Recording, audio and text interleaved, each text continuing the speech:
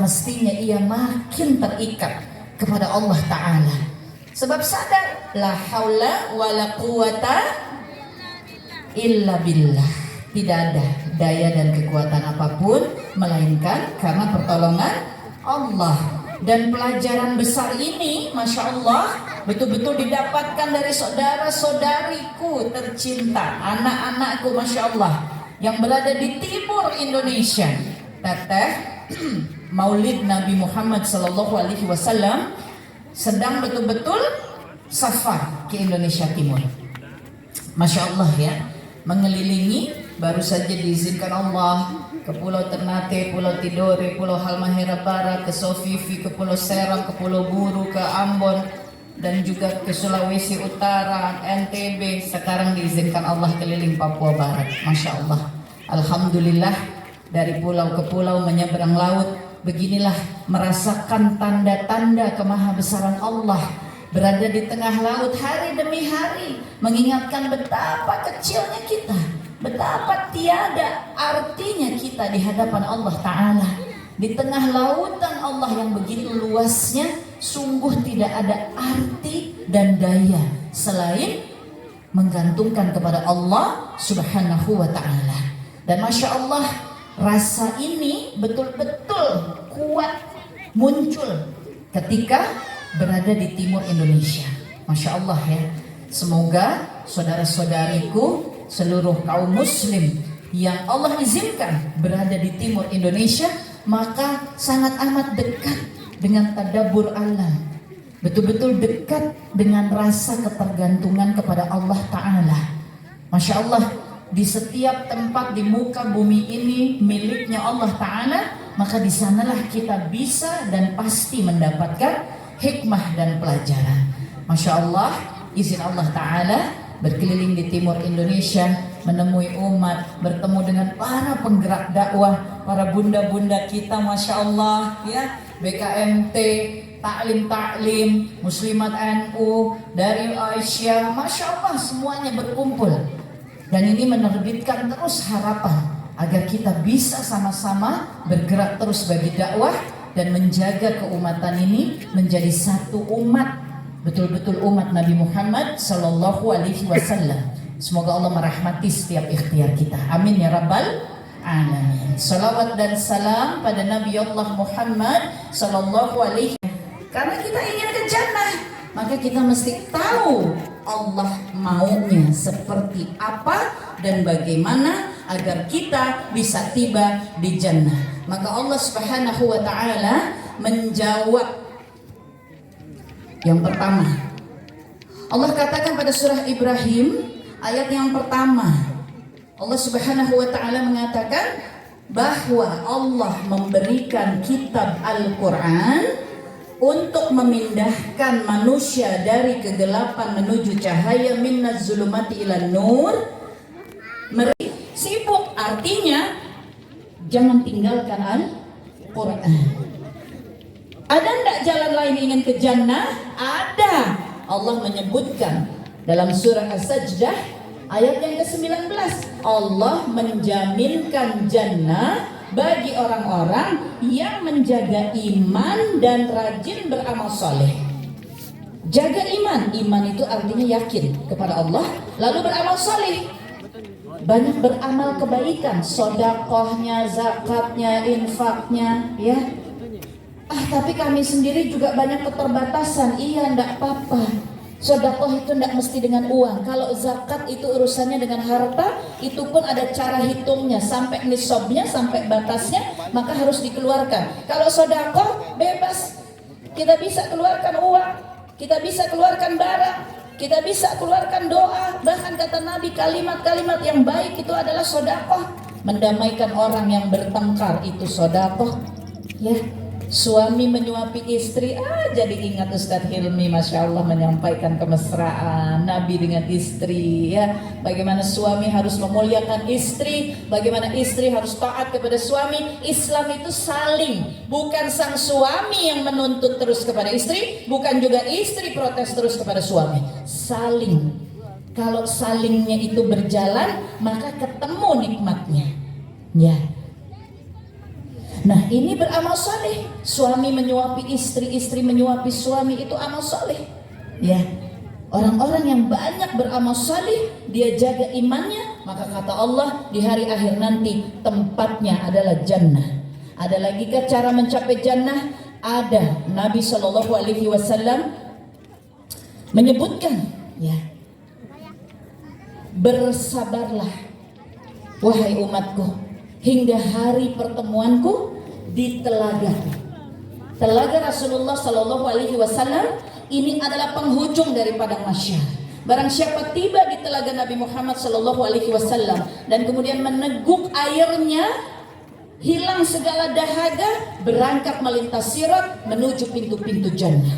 Barang siapa tertolak dari telaga Nabi Muhammad Shallallahu Alaihi Wasallam, maka dia bisa celaka, melintas sirat, terjungkal ke api neraka. Na'udzubillah min dzalik. Ya. Di dalam Al-Quran Allah Ta'ala mengatakan dalam surah Muhammad ayat ke-15, orang-orang yang bertakwa maka tempatnya adalah jannah. Dalam surat Tahrim ayat ke-8, orang-orang yang bertaubatan nasuha maka Allah janjikan jannah. Masya Allah, Allah memberikan peluang-peluang kepada kita untuk mencapai jannah. Ada iman, ada takwa, ada amal saleh, ada bertaubat. Jangan sampai kita tidak kerjakan. Aduh teh, tapi hidup ini kan sehari-hari juga banyak masalah. Dalam hidup ini segala masalah apapun harus dan hanya bisa dihadapi dengan iman dan takwa. Contoh, sudah kita berusaha kerja keras, berkembang usaha kita. Suatu kali terjadi ada orang berbuat zalim, dia menipu sampai usaha kita berantakan. Kalau dihadapinya dengan perasaan, berapa lama perasaan kita bisa terima? Kesal, marah, sedih, menyesal. Kalau dihadapinya dengan akal, tidak selesai-selesai mikirnya. Kenapa ya? Kok aku bisa percaya ya sama orang itu sehingga aku tertipu? Kenapa ya? Orang itu kok bisa meyakinkan sekali? Usahaku jadi berantakan gara-gara dia, terus saja tidak selesai-selesai. Tapi dengan iman dan takwa, maka ketika kita merasa kehilangan, kita merasa mendapat musibah, kita merasa mendapat kesusahan, kita ingat apa yang Allah katakan. At-Taghabun ayat 11, Allah katakan tidak ada musibah yang terjadi pada seseorang melainkan atas izin Allah. Maka hadapi dengan iman, maka Allah masukkan hidayah kepada hatinya. Allah memberi musibah karena sedang mendorong kita agar meningkatkan iman, sebab Allah mau beri hidayah. Mau tidak diberi hidayah sama Allah? Mau tidak diberi hidayah sama Allah? Maka ketika menghadapi musibah dalam hidup ini, hadapi dengan iman. Iman itu artinya yakin kepada Allah. Kalau yakin kepada Allah, kita tidak protes, kita tidak marah, kita tidak bilang kenapa kok aku, kita tidak bilang mengapa kok begini. Tidak, kita yakin sudah Allah paling tahu yang terbaik. Allah beri aku kesusahan karena Allah ingin aku meningkatkan iman, dan Allah ingin aku belajar secara syariat bagaimana masalah ini harus aku selesaikan. Maka mesti belajar, mesti datang kepada ahlinya, mesti bertanya kepada guru, orang salih, orang berilmu secara syariat, bagaimana saya harus selesaikan masalah ini. Allah mau kita belajar. Dalam surah Ali Imran 140 ketika berbicara tentang perang Uhud, ya, menceritakan keadaan kaum muslim di saat itu, Allah Ta'ala mengatakan bahwa sesungguhnya kejayaan dan kejatuhan setiap manusia pasti Allah pergilirkan agar mereka mengambil pelajaran. Allah pasti pergilirkan. Kita jaya, kita jatuh. Kita jaya, kita jatuh. Kita senang, kita susah. Kita sakit, kita sehat. Kita sedih, kita bahagia. Kita memiliki, kita kehilangan. Semua Allah pasti pergantikan. Maka bersiaplah terus. Muslim itu mesti kuat. Kenapa? Karena Tuhannya sudah menyampaikan segala perbendaharaan fi dunia wal akhirah lewat Al-Quran. Maka muslim ketika mengaji bergantung kepada Quran, menyediakan waktu untuk terus mengaji, setiap hari dekat dengan Quran, Quran dibuka, dibaca, dipahami. Ustadz-ustadz, guru-guru kita di masjid raya ini bikin kajian, kita datang, selesai kita bekerja keras mencari nafkah dan kehidupan di muka bumi ini, maka kita datang ke rumahnya Allah, kita duduk menggali ilmu. Maka ketika kita bekerja sehari-hari, pekerjaan kita pun kita niatkan sebagai ibadah. Ketika istri mengurusi suami, diniatkan sebagai ibadah kepada Allah. Ketika suami berbesar hati menuntun, mendidik, menafkahi istri dan anak-anaknya, dijadikan sebagai ibadahnya kepada Allah. Anak-anak hormat, bakti, patuh kepada orang tua, ibadahnya kepada Allah. Orang tua menafkahi, mendidik, menanamkan tauhid agama kepada anak-anak, ibadah kepada Allah. Hidup ini wa ma khalaqtul jinna wal insa illa liya'budun. Allah mengatakan, tidak aku ciptakan jin dan manusia melainkan agar mereka beribadah kepadaku, agar mereka mengabdi. Ingat, Allah mengatakan tidak aku ciptakan jin dan manusia melainkan agar mengabdi kepada Allah, ibadah kepada Allah. Maka dari waktu ke waktu, dari hari ke hari, mari kita tanya diri kita, sudahkah aku mengabdi kepada Allah? Sudah benarkah aku mengabdi kepada Allah? Benarkah yang aku kerjakan ini pengabdianku kepada Allah? Ya, kita tanyakan terus, tanyakan dan perbaiki terus diri kita di hadapan Allah. Itulah hijrah, terus memperbaiki diri di hadapan Allah Ta'ala. Fokusnya apa? Jannah. Jannah. Karena malam hari ini kalau Teteh tanya kepada jamaah yang hadir, Teteh Khadijah mau ajak jamaah mencapai ujung dari perjalanan hidup. Pilihannya ada dua, jannah dengan jahanam. Ada yang mau pilih jahanam? Ada? Coba yang kencang jawabnya supaya malaikat catat. Ada yang mau pilih jahanam? Semuanya mau pilih jannah? Iya. Kalau ada jannah dan jahanam tapi tidak ada yang mau ke jahanam, ada surga dan ada neraka, tidak ada yang mau ke neraka, maka hidup ini tidak ada pilihan. Kita harus tiba di jannah. Betul? Harus tiba di jannah. Ya. Peliharalah hidup kita di dunia, jagalah diri kita di dunia, jagalah dirimu dan keluargamu dari api neraka. Keluarga itu basis paling awal dari perjuangan Islam. Nabi Shallallahu Alaihi Wasallam bersama Ummi Khadijah radhiyallahu anha, itulah basis pertama perjuangan agama Allah. Dari dalam rumah tangga, dari dalam keluarga, dari suami yang menghargai, memuliakan, menghormati istri, menjadi qawam, pelindung, mendidik, bersama-sama menuju kepada Allah. Istri yang taat, yang penyabar, yang banyak ridha, yang tujuannya adalah Allah Ta'ala. Rumah tangganya menjadi kendaraan untuk menegakkan agama Allah. Dari rahim para wanita salihah akan lahir para penerus perjuangan Islam. Anak-anak dititipkan Allah kepada kita bukan untuk kesenangan kita, bukan. Allah menitipkan anak-anak ini agar dididik untuk meneruskan perjuangan Islam. Dalam surah At-Taubah ayat ke-24, Allah Ta'ala menyebutkan ada 3 cinta yang terutama yang harus kita jaga, kita laksanakan, kita tegakkan di muka bumi ini. Yang pertama, cinta kepada Allah. Yang kedua, cinta kepada Rasulullah. Yang ketiga, cinta untuk berjihad menegakkan agama Allah.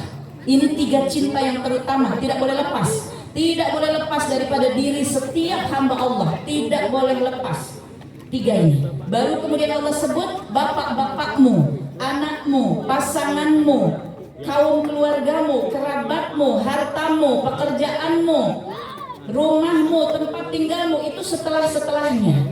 Tapi yang 3 ini adalah terutama. Maka anak-anak dititipkan kepada kita agar mereka menjadi penerus perjuangan Islam.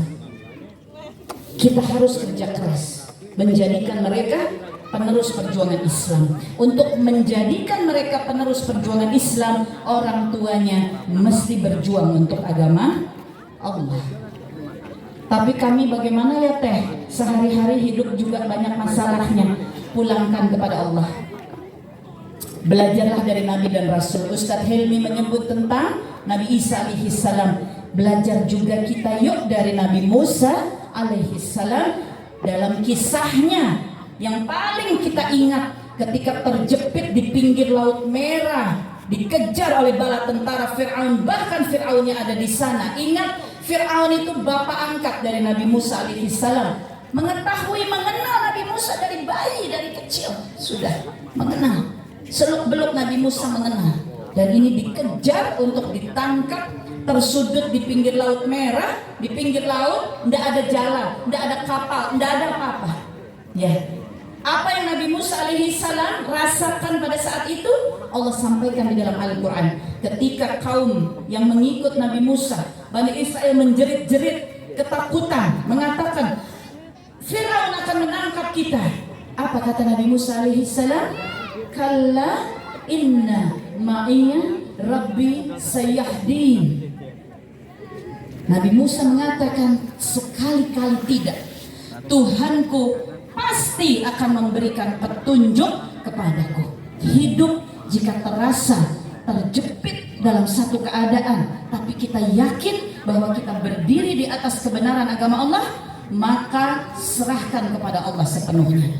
Pada hadis Bukhari, Nabi SAW mengatakan, jika Allah sudah mencintai seorang hamba, barang siapa menyusahkan hamba tersebut, Allah nyatakan perang kepadanya.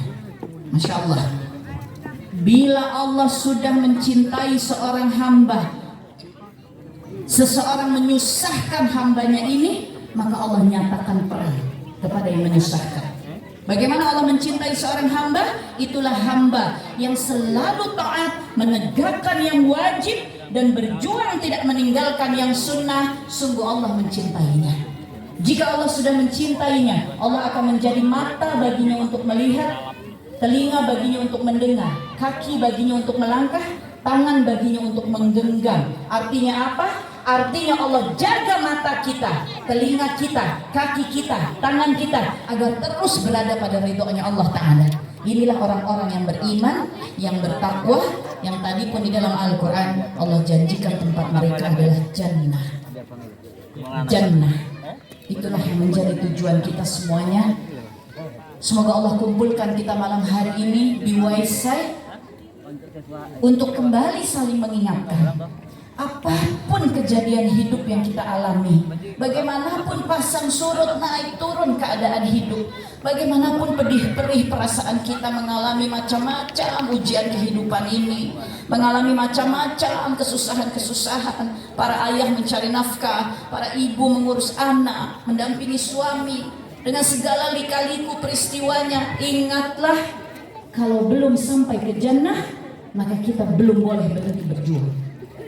Jangan patah arang, jangan lemah, kuat, harus selalu bangkit.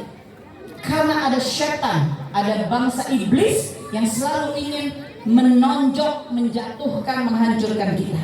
Maka kita tolong diri kita dengan iman dan takwa, selalu bangkit, bangun, dan kembali kepada Quran. Jangan jalankan hidup ini dengan sengaja melawan syariat Allah. Jangan.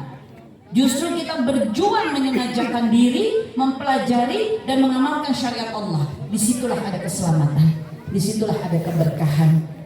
Tidak perlu lagi kita bicara susah senangnya hidup, jatuh bangunnya hidup, takdir silih berganti. Itu sudah ketetapan Allah. Tinggal kita fokus bagaimana menjalani hidup yang sudah Allah tetapkan, yang isinya naik turun, jatuh bangun, sehat sakit, memiliki kehilangan. Kita fokus bagaimana aku semakin baik, semakin tepat, semakin sesuai dengan Quran dan Sunnah dalam menjalani kehidupan ini. Semoga Allah selamatkan kita semuanya. Amin ya rabbal alamin. Teteh ingin mengucapkan jazakumullah khairan kasir, khususan kepada Bupati.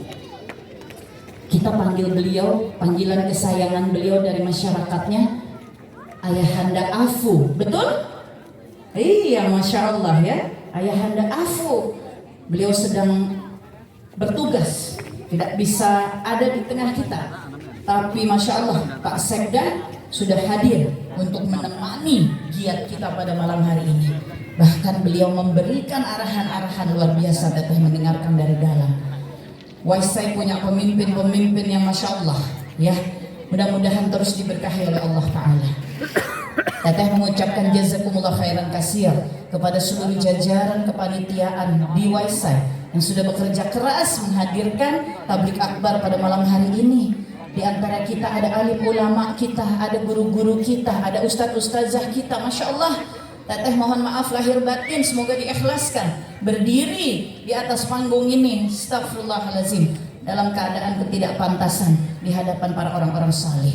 Semoga dimaklumkan, diikhlaskan, dijadikan ini pun sebagai doa-doa. Semoga teteh sebagai orang yang dihijrahkan oleh Allah, insya Allah bisa berdiri teguh di jalan agama Allah, terus menyampaikan sampai Allah mencabut nyawa di akhir nanti. Amin ya rabbal alamin. Masya Allah. Ada anak-anak kita tadi sudah mendapat nasihat dari Ayahanda Hilmi ya. Iya ya. Nak,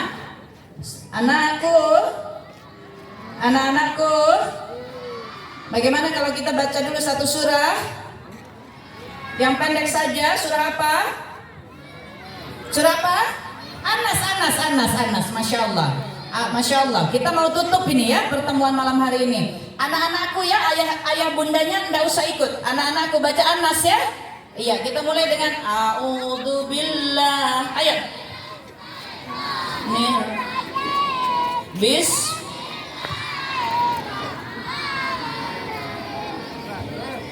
Qul a'udzu birabb mal ilah min was Khan al yuwas fi rin minal, sambung al-alaq.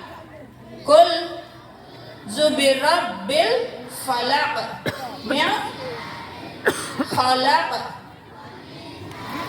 gha idza wa min na sa wa min idza. Masya Allah, Allahu Akbar. Hebat, anak hebat. Jangan lupa terus belajar baca Al-Quran, menghafal cinta enggak sama Al-Quran? Bangga enggak sama Al-Quran? Masya Allah. Ingat ya, mukjizat terbesar di alam raya ini adalah Al-Quran ya. Barang siapa tidak terikat dengan Al-Quran, dia kehilangan mukjizat terbesar di dunia ini ya. Jadi anak-anakku semangat terus. Yang tadi siang sudah bertemu Bunda Khadijah, sudah murojaah, siapa mana? Tunjuk tangan. Masya Allah. Yang tadi dapat hadiah dari Bunda mana? Masya Allah. Hadiahnya sudah dibagi ramai-ramai? Sudah dipakai beli jajan dulu sama-sama? Iya. Besok hafalkan lagi Qurannya ya. Iya, Masya Allah, Alhamdulillah. Baik, sebagai penutup malam hari ini kita masih berada dalam suasana maulid. Tadi Ayahanda Hilmi, Ustadz Hilmi sudah membuka juga dengan bersalawat. Mari kita tutup juga malam hari ini dengan bersalawat ya, bersama-sama. Semoga Allah merahmati semua ikhtiar kita pada malam hari ini. Semoga yang singkat ini insya Allah menjadi hikmah. Teteh titipkan saja satu pesan, jangan kehilangan tujuan. Tujuan kita adalah jannah, karena hidup ini isinya bisa bermacam ragam. Tapi kalau tujuannya jelas, maka semua yang terjadi dalam hidup kita akan terus menghadapinya insya Allah dengan iman, takwa dan gagah berani, sebab kita ingin tiba di jannahnya Allah Ta'ala. Betul? Betul? Insya Allah. Kita bersalawat sebagai penutup ya. Ya Nabi salam alaika, ya Rasul salam alaika, ya Habibi salam alaika, Salawatullah alaika. Ayo jamaah. Ya Nabi salam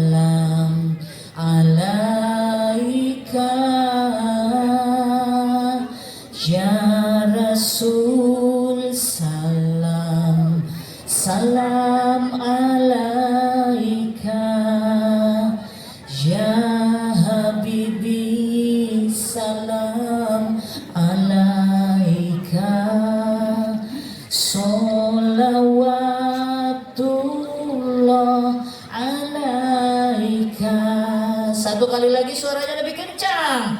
Ya Nabi salam alaika, ya Rasul salam alaika, ya Habibi salam alaika, sholawatullah alaika. Masya Allah, jazakumullah khairan kasir. Maaf lahir dan batin. Semoga Allah merahmati seluruh jamaah, seluruh ustaz-ustazah, seluruh alim ulama, seluruh pemimpin-pemimpin di Waisai. Semoga Allah jaga keluarga-keluarga muslim, insya Allah menjadi basis-basis perjuangan Islam. Insya Allah dikuatkan, disabarkan Allah hingga akhirnya berkumpul kembali di jannah. A'udzubillahi minasyaitonirrajim. Bismillahirrahmanirrahim. Astaghfirullahalazim, astaghfirullahalazim, astaghfirullahalazim wa atubu ilaih. Rabbana zalamna anfusana wa illam taghfir lana wa tarhamna lanakunanna minal khasirin. Rabbana la tuzigh qulubana ba'da idh hadaitana wa hab lana min ladunka rahmah innaka antal wahhab. Rabbana hab lana min